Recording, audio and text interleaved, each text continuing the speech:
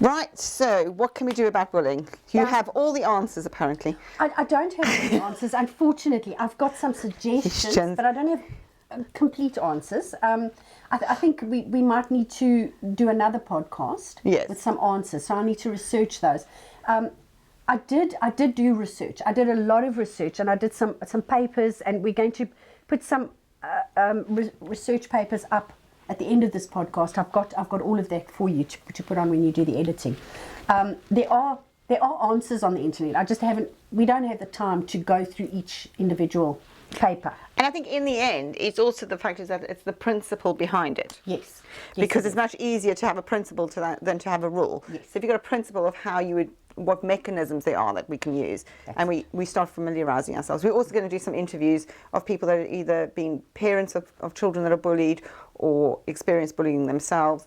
And when we do that, I think that's easier to see it by example. Yes. And I think in the heat of the moment, every child reacts differently. There's a blanket over bullying that's general reactions, but every child really reacts differently. Yes. And some children will fight back, which the bully doesn't expect, and that will put an end to the bullying immediately. A bully doesn't expect to have a child fight back. They will target a child who they think is weak, and the last thing they expect is for that child to actually fight back. And generally, if that does happen, it puts a stop to it immediately. And I mean, we are talking in general terms at the moment, absolutely. because there's always going to be exceptions to that. Absolutely. Yes. And the same with sexual bullying. If a child has a predator that focuses on them and targets them, that predator will say, "Don't tell anyone, or I'm going to do something." Whatever threat. Yeah. There's a threat. That child may be the child whose mother has assured them, "Come and tell me if anything goes wrong. I will always have your back." And they'll go and tell their mother. Despite the fact that they've been threatened, they'll go and tell their mother. That predator doesn't expect that. It's really interesting listening to I was listening to Case File podcast, and in the end, how there's one particular case, so I'm going from memory, but where a child actually spoke up, and how, because one child spoke up and ignored the threat, it dismantled this entire network. Absolutely. That's what we're going for. Get that one child to speak up. And in the end, that child speaking up is because of his relationship with his parent, where he had the confidence to do that. And I think we all want to be able to say, "I've got that kind of relationship with my child." I think we all want to be able to say that. Yeah, I mean, I'm not a parent, but I do think it is. I have been a kid. Yes. You've been a kid. You've been on the other side. But I think even so, that dynamic also changes in life. Because you talk about there's bullying in the workplace and all kinds of other stuff. We're focusing on much younger in life at the moment, because that's the foundation, which then starts a breeding ground for gender-based violence and incest and things like that. But I think even later on in life, to try and maintain that relationship of openness is really difficult on occasions too. It is. Because as a parent, I can imagine your kid makes decisions you're not that happy about. Absolutely. Or open themselves up for problems that you're not keen on them having. You feel they could have avoided. So even that relationship, to maintain it over time is also difficult. And I think it doesn't matter what you say to a child. You can say to them, "It doesn't matter what happens to you, I'm always there for you." That child knows you as a parent, and they will always be they know what your values and your norms are, and they will always judge for themselves what they can say to you. Yeah, I think that's true. Can I actually go to my mom with this? Is it actually okay? Or she's not going to like this. No, then you'd rather not tell. Yeah, you start self-editing. That's it. So there's always going to be that one thing that they decide not to tell you. And when that happens, then the next thing as well, they start thinking, I don't think I should tell her this. So we do edit, as you say. We edit what we tell our children and what our children tell us.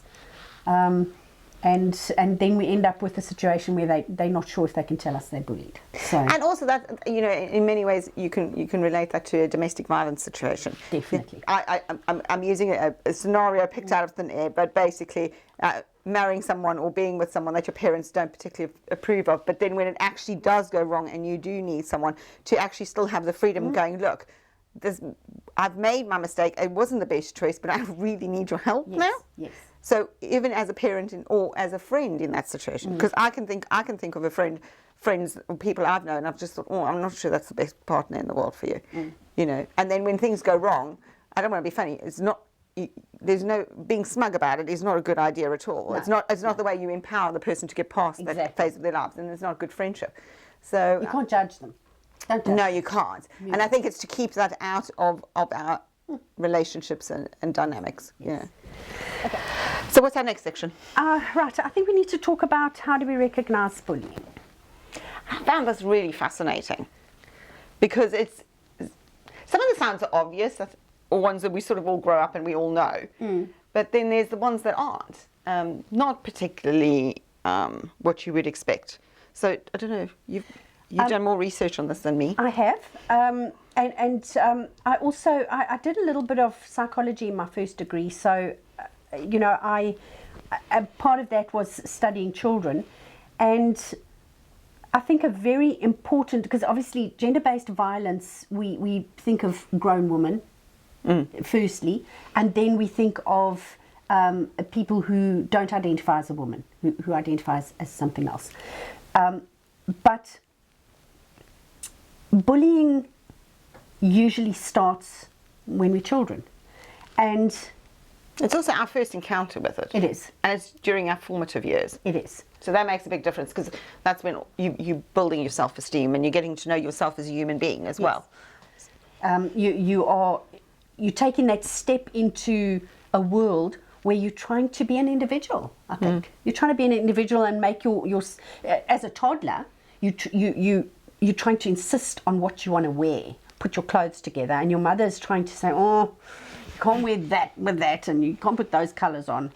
I've already looked at photographs with my redhead daughter, and she said, oh, Mom, how can you put me in those colours? Oh, my mum put me in this, like, I don't know, violet outfit in every second photo of a certain age. And when I asked my mum about it, she said, it's the only dress you wanted to wear. Exactly. Well, my daughter didn't have a preference, really.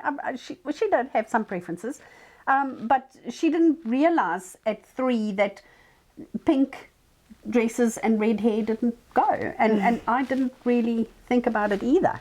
I thought it was a pretty dress, so I dressed her. However, as she grew older and people started calling her carrot top and copper knob and whatever else, teased her about her red hair, she became fiercely defensive about the things she wore and how she dressed, and she became angry when people teased her about her red hair. I do find that a very weird thing. How it's almost like it's open season on people with red hair. Absolutely. And I think J.K. Rowling's done a lot for that. Really?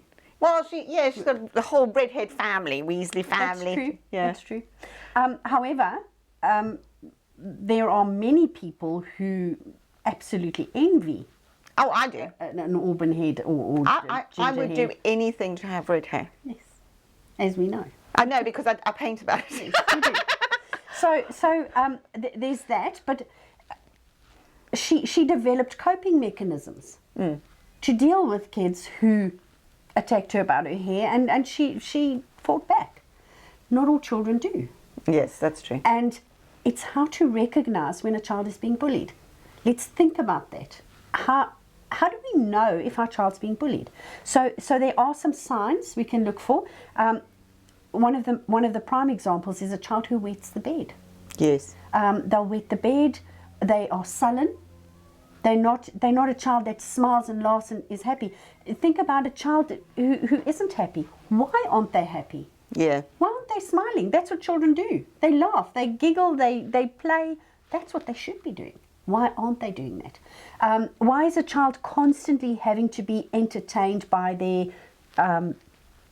devices, TV, or something? That they're having to be constantly, their attention taken away from life. The environment.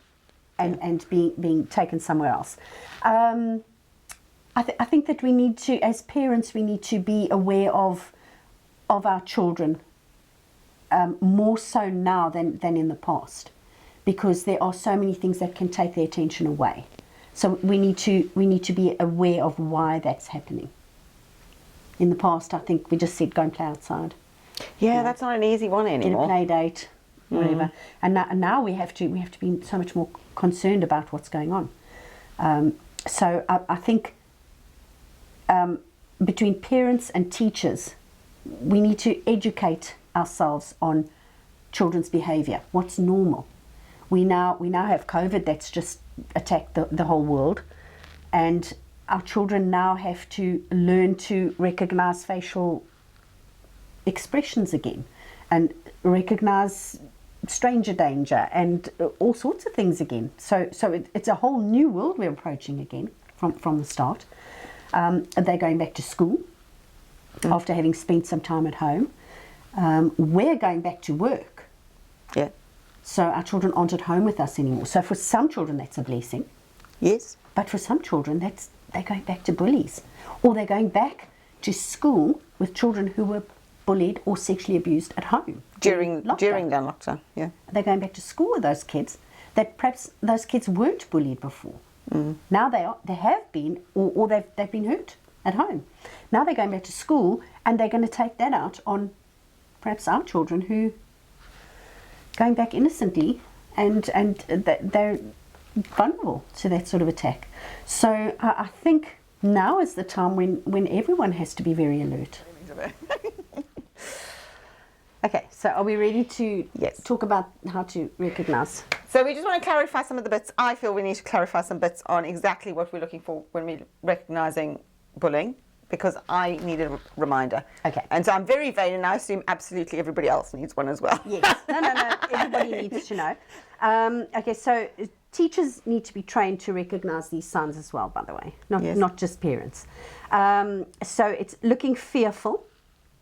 Yeah, and that's actually quite an interesting one, because I think when you know your child, you can judge that. It might be more difficult to see it in someone else's kid, but you can judge it in the child that you deal with on a daily basis. Yeah, so biting nails when they didn't do it before,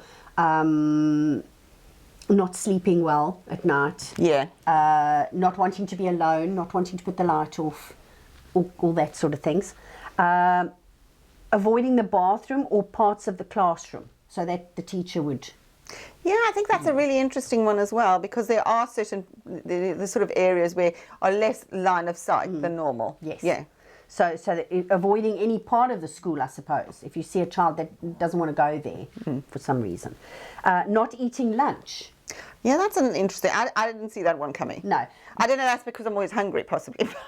It could be, but it could be that perhaps this might not affect schools in the UK, because here a lot of schools go. Do all schools here have dinner? Most. Okay, so they would go to a dinner room. Yes. And they would collect their dinner and go and sit down, wouldn't they? Whereas in other parts of the world, like where they take money. Yeah, well, you either take money or you take your own lunch. Yes. Either of which you could land up losing. Yes. Yes. So if the child's not eating lunch, why not? Which means the attention span is going to drop in the afternoon. Yes, absolutely. Developing physical ailments. So it's not clear on the study I did. It's not clear what these physical ailments would be. But I would imagine the most common one would be a sore stomach or a headache. Those are the things that children develop very quickly as I've got a sore stomach. And they might not have a sore stomach, but it's a reason for them to go home. Yes. Or be excluded and go to the sick room or something like that. Go to the sick room, sit out of a sports event or whatever. And then becoming tearful, that's we all can recognise, and missing school. Yes. So if the teacher sees the child's missing school all the time, there's a reason for it. If the parent sees the child's not wanting to go to school all the time, there's a reason for that. So. Or also running late. I knew someone whose daughter, when she was being bullied, she'd delay going to school. She wanted to literally run in just after the school bell. So there was none of the mixing in the morning, because that was when it happened a lot. And at least she eliminated one incident a day kind of thing. Yes. So I thought that was prevent the break time stuff, but you could prevent the morning thing. Yes, by delaying and always being late and being So I always thought that was quite an interesting sign when one of my clients actually pointed that out, mentioned it. Okay, and I suppose then if your child says, please don't be late picking me up from school, if they become anxious about the fact that maybe you're going to be late. Yeah, that's another interesting, And I suppose when you pick your child up, are they surrounded by kids? Are they laughing and joking with children? Or are they standing on their own looking fearful? Yeah, or on alert. Yes. So I suppose we can look for those signs. So that's what's in here. It also says that victims are selected as easy targets, not because they're going to fight back. And I think we know our children. We know whether they are children who would fight back. Yeah, that's true. I am not a person who would be bullied. I'm not a person that would allow anyone to bully me, but I never ever fought back. I was never a person who fought back. If you hit me, I never would hit you back. I can't say the same. Yeah. I'm just not that nice a person. For me, it's not about being nice. Oh, you have standards. I don't. Fair enough. No, I think I don't know. I just it wasn't even about turning the other cheek either. I just would never give anybody the satisfaction of doing a girl fight or something like no, in fairness, mine tended to be blokes. Okay, this is like a confessional. Yeah, okay, I was never hit by Is this when at the end of this we discover I'm the bully? No. I had an incident at school. Quite a few. With hair pulling and stuff like that. But that, I think, was religion based. Yeah, it could have been. People didn't like us because of our religion. I don't know. Perhaps didn't understand it. But there was a girl in high school who, for some reason, she just decided she was going to beat me up one day. So she hit me, and I didn't hit back. So she just felt too bad to hit me again. And she walked away. So you basically emotionally blackmailed her into feeling guilty. I did. Fair enough. That's a technique of its I own. have to say, that was with the help of a friend. She said, Sharon, don't hit her. Don't hit her. Don't hit her. So I didn't. I do remember one occasion where a lady, and in the context of the era at the time, the Angolan War was going on, and if I'm not mistaken, she lost her husband just during that. And you didn't bully her? No, my parents were objectors, and she knew that. Yes.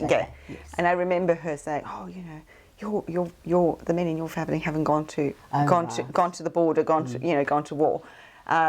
Because they chose not to do conscription. And I remember her taking my head and bashing it against the fence post. And my mum has told me I can't hit adults, okay? Yeah. And the only thing I could think to do it was the era of perma-pleated skirts. Right. So I pulled her skirt down in front of all the parents waiting. I always found it really interesting none of those parents stood up for me, because my mum would have had something to say. I can only assume that she hadn't arrived yet at that stage in retrospect. But yeah, I do remember pulling her skirt down, which kind of brought her back to reality. Right, yeah. I'm sure. Especially she didn't have her best knickers on that day. I don't think she did. It was very unfortunate, and even to this day I feel slightly guilty for the embarrassment I caused her. Although I do think she brought it on herself. I would say. I mean, as if hitting your head against a fence post wasn't enough embarrassment. Yeah, I don't know. It's one of those things where I occasionally think back on it, and I just think she must have been under tremendous stress. She must have, yeah. And I will never take it personally. Or perhaps she lost someone. No, I think she did. I think she lost her husband. Oh, right. Yes, you said. She just lost someone. And her son was in my class. Okay. So I think she knew we were the kids. Yes. It's your fault. It's my fault. Your father had just gone to fight. She wouldn't have lost her husband. Yes, exactly. And had that not happened, there we go. She ended up with her skirt down her ankle. At Primrose Hill Primary and the top row, because we had two entrances. Yes, it was the top entrance. Right. on the main road. I know. So yeah, I'm not saying that's the best way to cope with bullying. Okay. But it is effective. It's effective. Okay. I didn't cause an injury. No, you didn't. Oh, other than pride, I think. Can't make this podcast up, can you? No. Can't repeat it either. Okay, so the last little thing to remember is if you suspect that someone is bullied, do whatever you can to help them. And I think it doesn't matter what you do. It's like CPR. Yeah. It doesn't matter what you do as long as you do something. Don't be a bystander. Don't do nothing. And I always think, even if for some reason you completely misjudge the situation, like you really just completely misread everything, Apologize, be red-faced, but at the same time I personally would rather that, and I think that's a much better scenario of feeling like you've got egg on your face than that child or that person committing suicide because they were so desperate. Yes. Which I just think, is just such a tragic situation. And unfortunately, there's a lot of it happening. So much. And so young. That's why I was drawn to just saying something, today. As a parent, if you know your child's being bullied, don't sit back and do nothing. Even if the child says to you, no, don't do anything. Don't tell anyone. Go do something. Yeah, because I do remember my parents, because obviously we had a lot of bullying at school because of our political stance and the political situation at the time. But I do remember my parents rehearsing things. So my parents were never the kind of parents that would go to the school and fight the battle for you. They just weren't those kind of people. But what they would do is they would go, okay, well, if this happens, then what do you do? Okay. So that it give you some ideas. Give you a mechanism. Is that the best way to approach it? And I think sometimes doing something completely unexpected. And one of the things I learned in that, and I have actually subsequently used it even in adult life, is when someone's like really shouting in your face, you just go, sorry, I can't concentrate, you've got something black in your teeth. Okay. Good. And it's such a disarming thing. And I have used that in my adult life, where I'm sorry, I just can't concentrate on what you're shouting at me, because you've got something stuck in your teeth. And I think it's just so left field. It's perfect. But yeah, I remember that being one of the things that was one of the bits of armament that one of the tools we were given as kids. It's great. Yeah, it's great. It's perfect, actually. Okay. Shall we wrap up? Yes, I think so. Okay. I think we're getting to that stage. I just want to say that regardless of how troubling a behavioural trait bullying is, we have to remember that in the case of a child, they are just children. They're not monsters. And they are bullying because it's a call for help. Yeah, and they just don't know how to express it. They don't know how to express it. It's a call for help, and we need to help. So that's why I've reiterated all during this podcast. If your child is bullying, or if you see a child bullying, don't ignore it. Not only for the victim's sake, because we know what the victims do. They commit suicide. It's so desperate. They spend their whole adult life trying to cope with the results of bullying. But for the bully's sake, the children are not born bullies. They're not born to beat someone up or to make somebody's life a misery. They are doing that because it's a cry for help and they don't know how else to do it. So we need to think about that, and we need to give them the help they need to turn their life over so that other people don't suffer as well. I think we could finish up there. Yeah, I think so. Anyway, we can't wait to do some interviews. Yes. So I'm quite excited about that. And we have already done one with Adam Perry, who is a world champion ballroom dancer, and he's done open dance. He does ballroom and that. And he's given us a really nice perspective, not only on bullying, but also the fact of the perspective of life choices and how that's opened and there's opens people up for bullying. It's viewed as something that you can pick on people. So that was quite nice, but I really enjoyed that one. Yeah. So but we are looking forward to a few others. Yes.